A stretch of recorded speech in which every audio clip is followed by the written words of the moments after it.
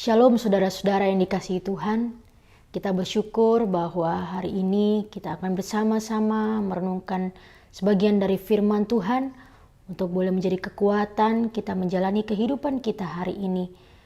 Namun sebelum kita merenungkan firman Tuhan, mari kita berdoa. Bapa di surga, kami bersyukur ya Tuhan oleh karena penyertaan Tuhan dalam kehidupan kami. Kami bersyukur Tuhan oleh karena kasih-Mu, kami boleh di kesempatan ini kami akan bersama-sama merenungkan sebagian firman Tuhan. Tolonglah hamba-Mu dan saudara-saudara sekalian yang akan mendengarkan firman-Mu. Biarlah firman-Mu ini Tuhan sungguh-sungguh boleh menjadi kekuatan dan penghiburan untuk kami dapat melakukannya di dalam kehidupan kami. Terima kasih Tuhan, di dalam nama Tuhan Yesus kami berdoa. Amin. Saudara-saudara yang kasih dalam nama Tuhan, pada kesempatan ini kita akan bersama-sama merenungkan satu bagian firman Tuhan yang terambil dari Mazmur nomor yang ke-119, ayatnya yang ke-57 sampai ayatnya yang ke-64. Memang cukup panjang ya saudara-saudaraku, tapi saya percaya kita semua akan ambil kesempatan baik itu dimanapun kita berada untuk kita boleh baca bagian firman Tuhan yang akan kita renungkan. Saudara, ada satu pernyataan yang mengatakan, di mana hartamu berada, di situ juga hatimu berada. Mungkin sebagian kita ada yang setuju, ada juga yang tidak setuju. Tapi hal ini kita tidak bisa pungkiri dalam kehidupan kita.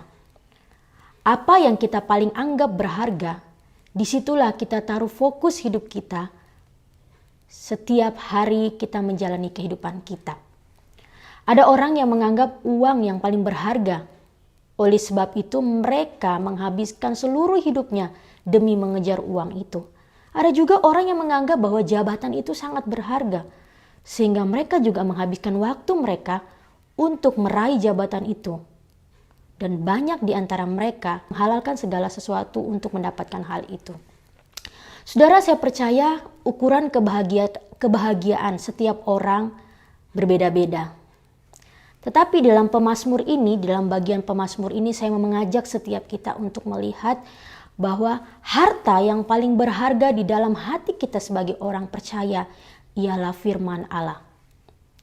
Berpegang pada firman Allah dan menaati perintah-perintah Tuhan, itulah yang menjadi fokus utama sebagai seorang pemazmur kalau kita lihat dalam bagian ini.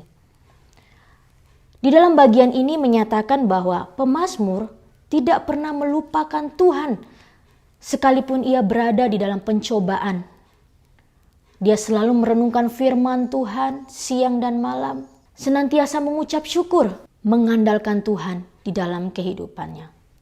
Pemazmur di dalam bagian ini kita bisa lihat bersama-sama bahwa dia sungguh-sungguh menaati firman Tuhan. Dikatakan siang dan malam dia menaati firman Tuhan. Dia bersekutu bersama orang-orang yang takut akan Tuhan. Bahkan dia juga memuji Tuhan oleh karena kasih Tuhan yang boleh dia rasakan dalam kehidupannya. Saudara-saudaraku, dalam pemazmur ini atau di dalam mazmur ini adalah suatu ungkapan iman yang terangkat dari pengalaman dari seorang pemazmur. Di sini dia mengungkapkan bagaimana dirinya bergulat dengan Allah, bagaimana dia mempertahankan iman kepercayaannya dia untuk mengikuti Tuhan. Saudara, saya percaya bahwa ketika kita hidup sebagai orang percaya, ada banyak tantangan, pencobaan, rintangan, pergumulan, suka dan duka kita lewati, yang sering kali membuat iman kita jauh dari Tuhan.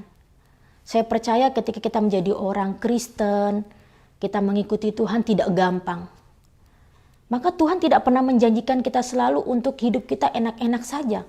Tapi justru Tuhan mau melihat iman kepercayaan kita kepada Tuhan. Apakah kita sungguh-sungguh percaya kepada Tuhan? Tidak mudah.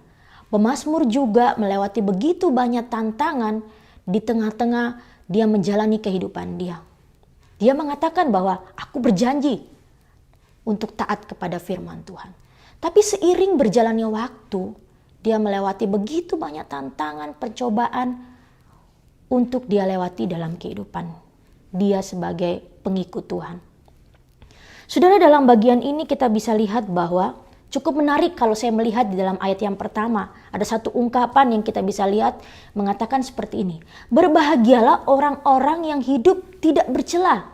Ya, coba kita perhatikan, berbahagialah orang-orang yang hidup tidak bercela. Saudara, hidup yang tidak bercela itu satu pergumulan atau satu tantangan yang tidak mudah. Tapi pemazmur mau tetap teguh taat kepada Tuhan. Walaupun pencobaan, tantangan dia harus lewati, di tengah-tengah mungkin orang-orang pada saat itu mencoba membuat iman dia jatuh dan tidak mengikuti Tuhan. Pemazmur mengatakan ada begitu banyak ancaman dan godaan dari orang-orang fasik kalau kita melihat di dalam ayat yang ke-61. Tetapi berpegang kepada firman Tuhan tidak gampang.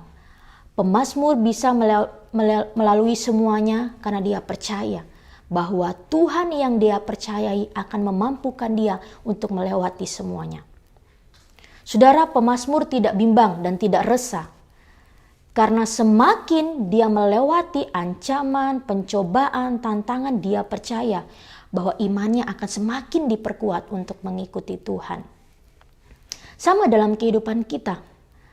Mungkin di akhir-akhir ini kita begitu banyak mengalami pencobaan. Saya tidak tahu apa menjadi persoalan, tantangan, dan pergumulan kita.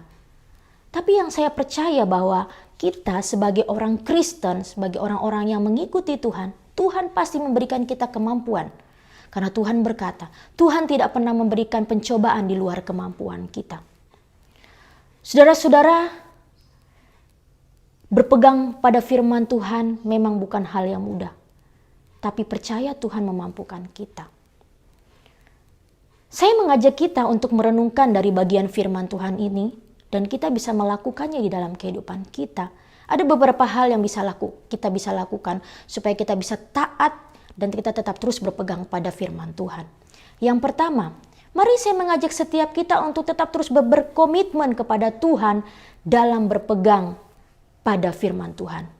Sekali lagi, komitmen bukan satu hal yang mudah.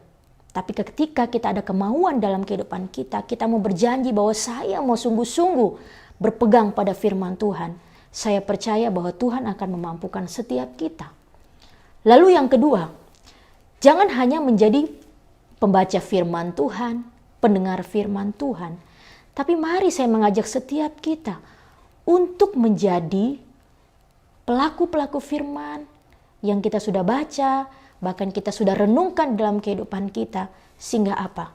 Sehingga kita tetap teguh berpegang kepada firman Tuhan. Jadi kita tidak hanya menjadi penonton saja, tidak hanya menjadi pendengar, tapi marilah kita menjadi pelaku-pelaku firman dalam kehidupan kita. Supaya setiap firman yang kita dengar tidak berlalu begitu saja. Lalu yang ketiga, saudara-saudaraku, mari saya mengajak setiap kita untuk merenungkan bahkan melakukannya di dalam kehidupan kita.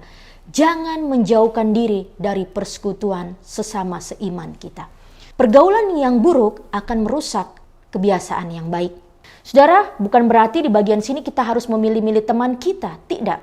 Justru Tuhan memberikan kita hikmat untuk kita dapat bergaul, untuk kita dapat membangun relasi, supaya iman kita selalu dibentuk dengan kebiasaan-kebiasaan yang sudah kita jalani dan kita ikuti. Saudara-saudaraku yang dikasihi Tuhan, 3 poin ini saya yakin kita dapat melakukannya. Karena kenapa? Karena Tuhan yang memberikan kita kemampuan. Berpegang pada firman Tuhan, satu hal yang sebenarnya gampang kalau kita mau dan sungguh-sungguh kepada Tuhan. Kita belajar dari pemazmur. Dia berjanji mau berpegang dan taat kepada firman Tuhan. Walaupun begitu banyak tantangan cobaan yang harus dia lewati, tapi dia percaya bahwa Tuhan akan memampukan dia. Saudara-saudara, biarlah firman Tuhan ini menjadi perenungan bagi setiap kita untuk kita menjalani kehidupan kita yang ke depan mungkin tidak gampang. Kan banyak pencobaan, tantangan yang kita hadapi. Tapi percaya, firman Tuhan dan Tuhan kita akan memberikan kita kekuatan. Kiranya firman Tuhan ini menolong kita. Dan marilah kita menutup firman Tuhan ini dengan doa. Bapa di surga, kami sungguh bersyukur ya Tuhan. Karena Engkau begitu baik dalam kehidupan kami. Biarlah firman-Mu ini Tuhan boleh menjadi kekuatan bagi kami. Untuk kami boleh belajar dari seorang pemazmur yang sungguh-sungguh taat kepada Tuhan.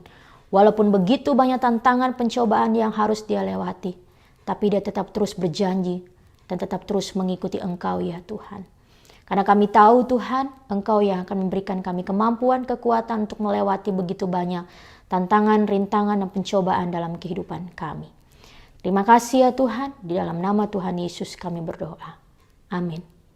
Shalom, Tuhan Yesus memberkati kita semua.